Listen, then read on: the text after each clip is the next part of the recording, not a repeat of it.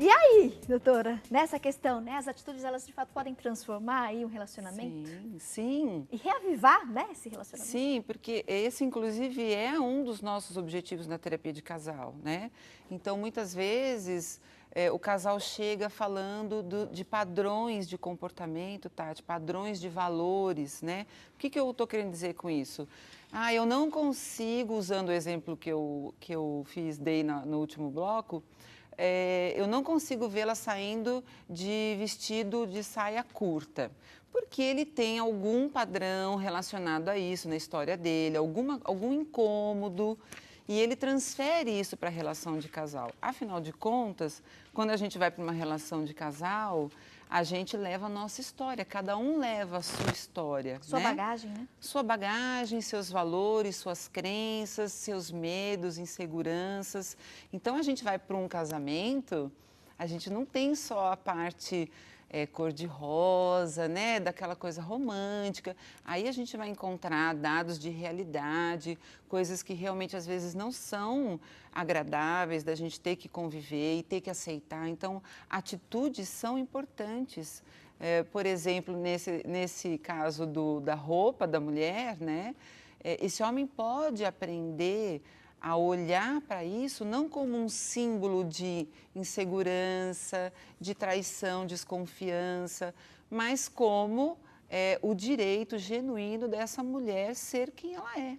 Doutora, me chamou algo muito importante a atenção. Você comentou durante o nosso intervalo, a gente estava conversando aqui, ela disse que aumentou quase que 50%, né, a procura de casais no consultório, os atendimentos que ela já estava acostumada a fazer, são muitos anos já na área trabalhando, mas especialmente o ano passado teve um aumento muito grande e nesse início de ano você também já percebeu, né, esse crescente, né, continua crescendo o número de casais.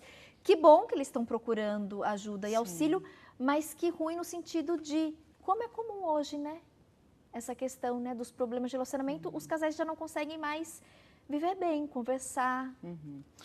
O que aconteceu foi assim, no meu último dia útil de 2017, eu atendi apenas casais.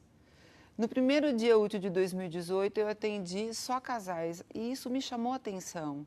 Eu falei, puxa, eu considero, Tati, de verdade, esse um ponto positivo, porque as dificuldades de casamento, nós vimos na vida dos nossos pais, dos nossos avós, né, dos casais no nosso entorno familiar, nós presenciamos discussões, então a gente sabe que as diferenças, elas existem, as dificuldades no casamento também. Que bom que agora, e esse aumento me ajuda a entender que isso realmente é bom, que as pessoas reconhecem o recurso da psicoterapia de casal como algo que pode ser feito antes de um divórcio, efetivamente. Você comentou, né? Diversas pessoas, por diversos motivos, procuram um psicólogo.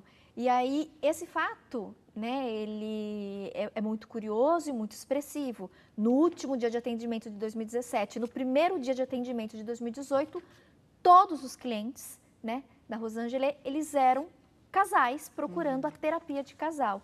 Então, é algo que nos revela algo muito importante, né? A gente recebeu aqui a participação de uma telespectadora. Claro que eu não vou comentar aqui o nome, de Minas Gerais. Um beijo, obrigada, viu, meu amor, pelo carinho aí, pela confiança no nosso programa e nos nossos profissionais. Em um casamento em que o marido passa os dias com os pais, como se ele não tivesse casado, mesmo tendo os filhos, ela comenta, Tati, eu cobro a presença dele, eu sinto falta dele, meus filhos sentem a falta dele, mas eu percebo que ele continua a mesma pessoa. Ele convive muito com os pais dele. Há algo que eu possa fazer para melhorar essa relação?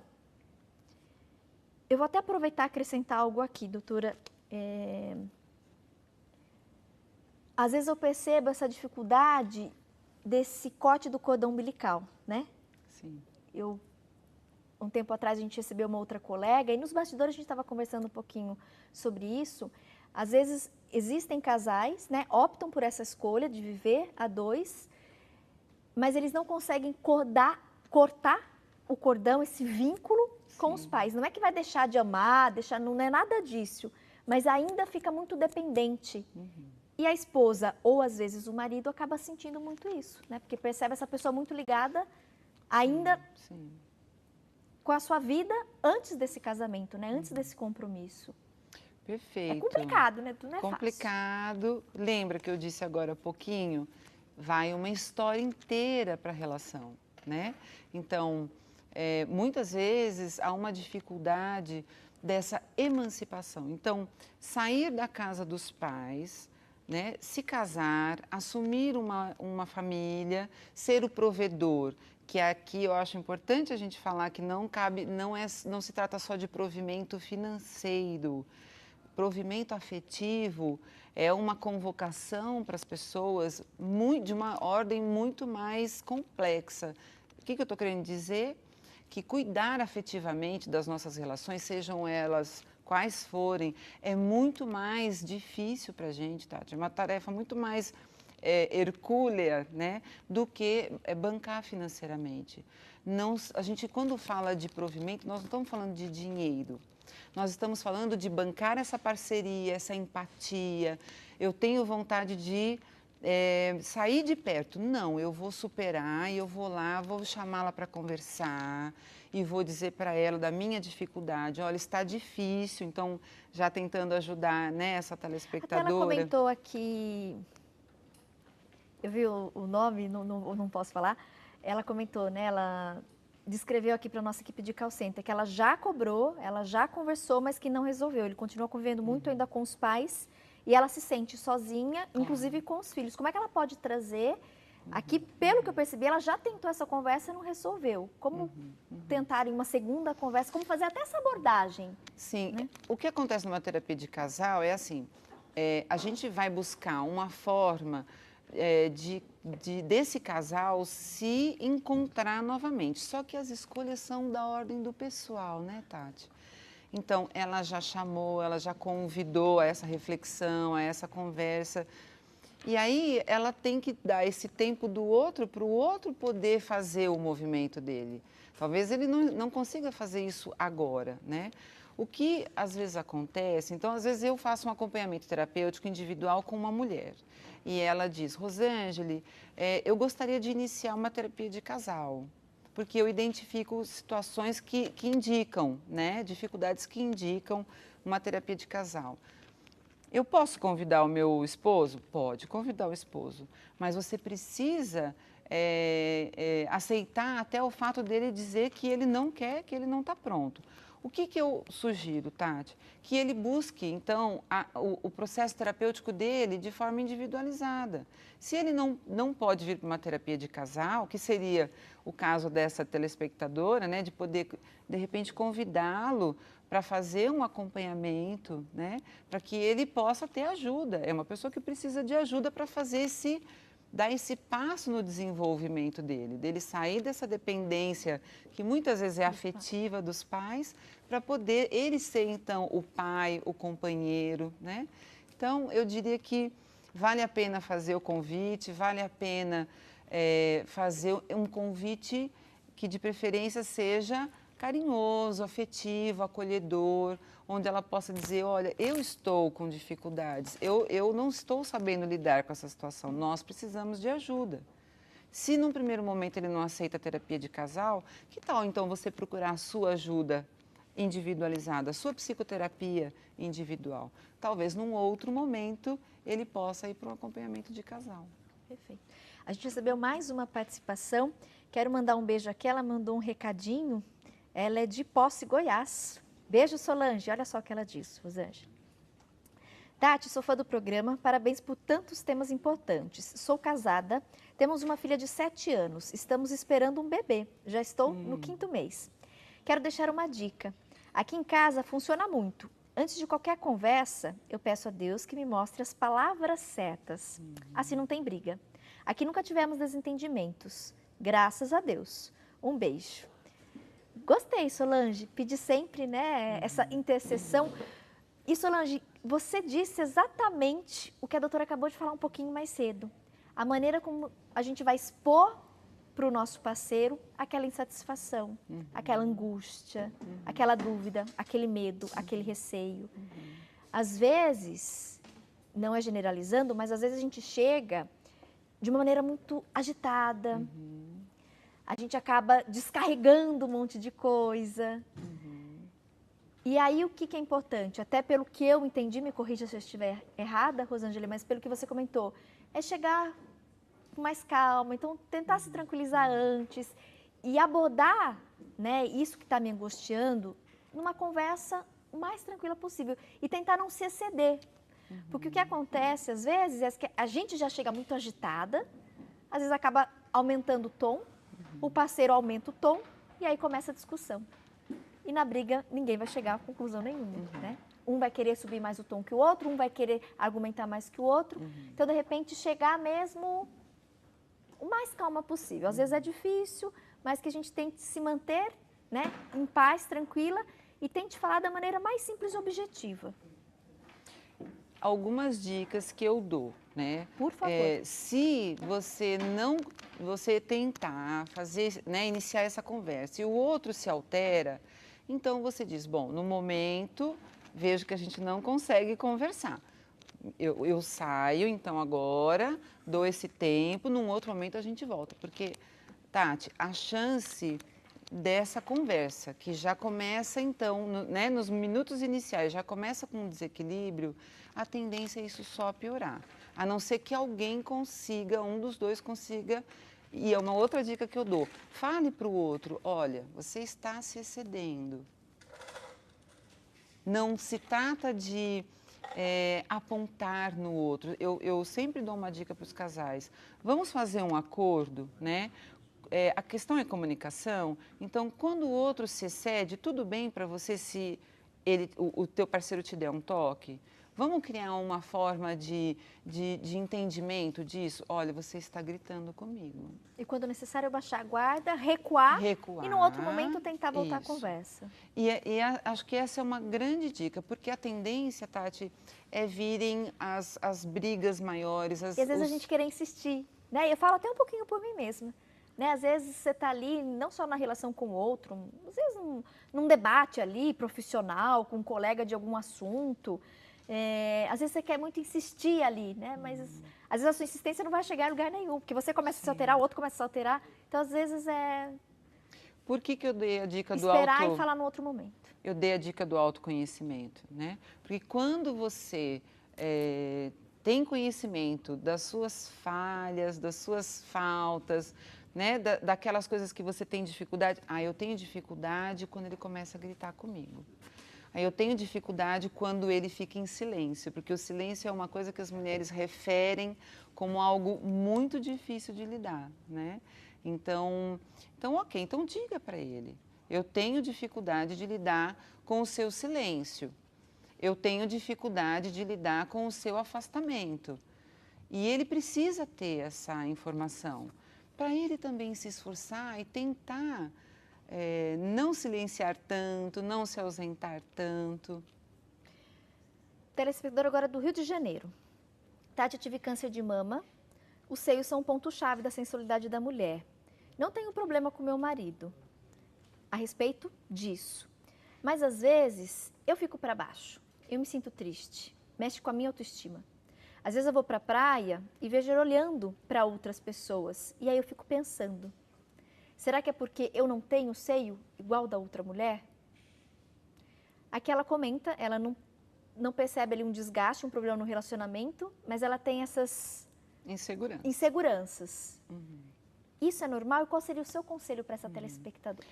Porque a sexualidade do casal, Tati, é a expressão daquilo que diferencia essa relação de todas as outras, né? Então, quando há uma dificuldade sexual, não é o caso dela aqui, mas, né, já trazendo essa informação, quando tem uma dificuldade sexual, isso denuncia que tem uma questão com o casamento, né? Porque a sexualidade é a única forma de diferenciação dessa relação de casal de todas as outras que a gente tem.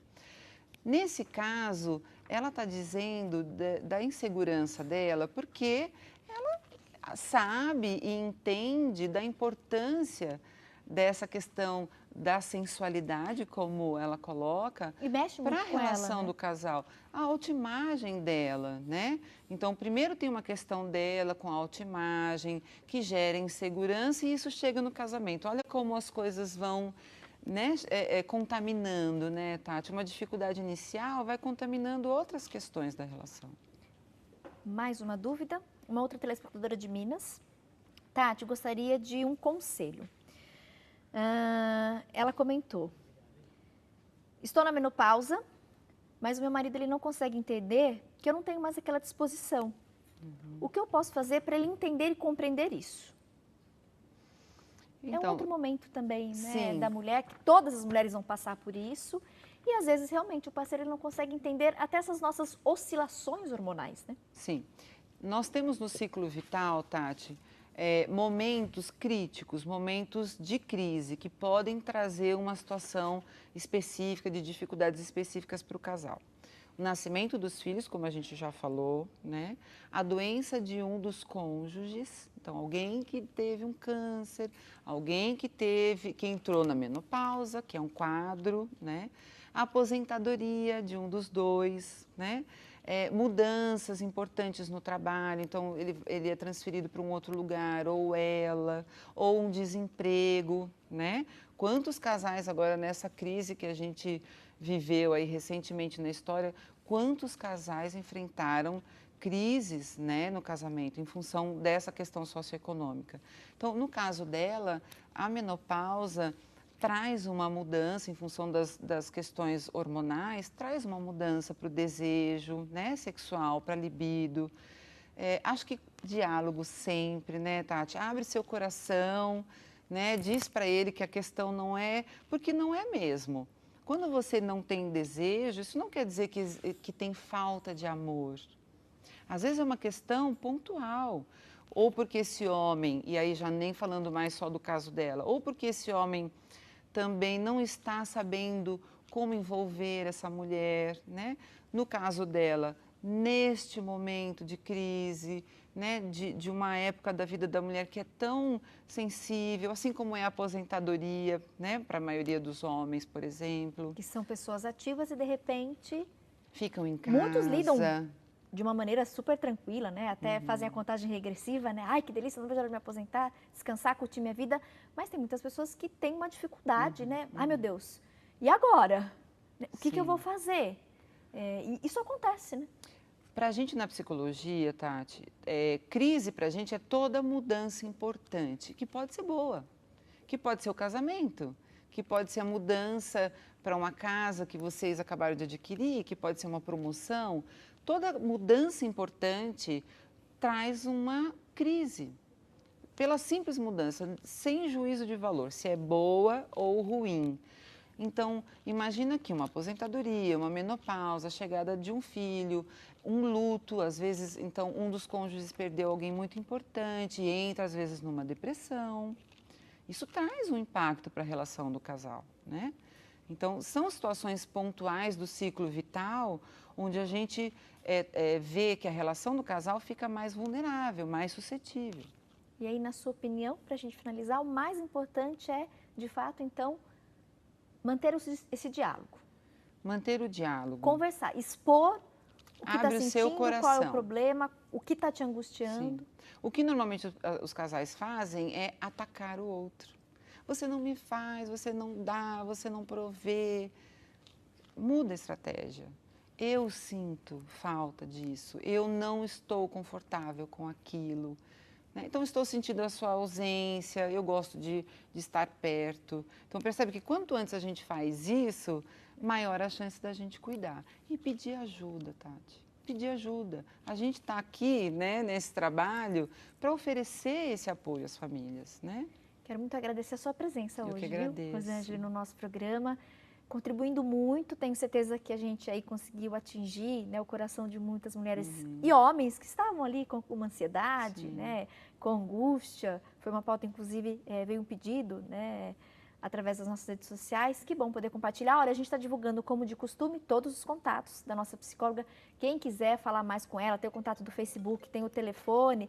Fica aí a sugestão para vocês, tá bom? Muito obrigada mais uma vez, Eu que agradeço o espaço. pela contribuição. E você que está me assistindo, qualquer sugestão do que você quer que a gente fale aqui no nosso programa, entre em contato, participe, mande para a gente a sua dúvida, o que é que está te angustiando, te deixando aí preocupada, ansiosa, e com certeza a gente vai abordar. Quero agradecer pela forma como você passou todas as informações, contribuindo e simplificando, porque às vezes tem assuntos que a gente, tem um certo preconceito de falar, a gente fica meio sem jeito, e o nosso papel aqui é esse, falar de uma maneira simples e objetiva, para que a gente possa, assim, te ajudar, se essa foi a sua necessidade. Então, eu agradeço, viu, o carinho com que você teve com o nosso público. É uma alegria para mim. Até uma próxima oportunidade. Até.